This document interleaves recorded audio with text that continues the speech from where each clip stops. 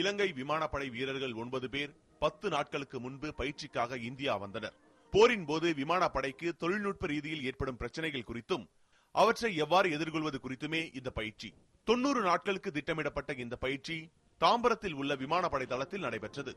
இலங்கை வீரர்களுக்கு தமிழகத்தில் பயிற்சி அளிப்பதற்கு கடும் எதிர்ப்பு கிளம்பியது.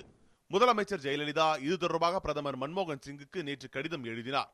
திமுக, தேமுதிக உள்ளிட்ட கட்சிகள் மட்டுமல்லாது தமிழக காங்கிரசும் கடும் எதிர்ப்பு தெரிவித்தது. தாம்பரத்திலே விமானப்படை தளத்திலே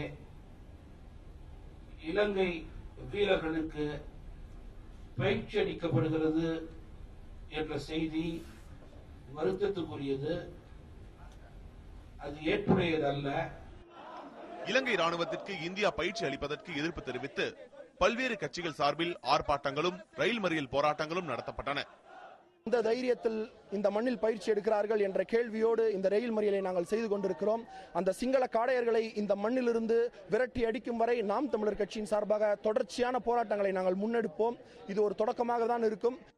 தமிழக அரசு மற்றும் பல்வேறு அரசியல் கட்சிகளின் எதிர்ப்பினை அடுத்து இலங்கை விமானப்படை வீரர்கள் தனி விமானம் மூலம் பெங்களூருவுக்கு அனுப்பி வைக்கப்பட்டனர்.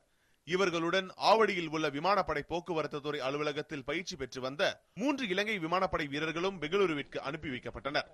புதிய தலைமுறைக்காக செய்தியாளர் மகாலிங்கத்துடன் பால மோகன்தாஸ் மற்றும் ராஜேந்திர பிரசாத்.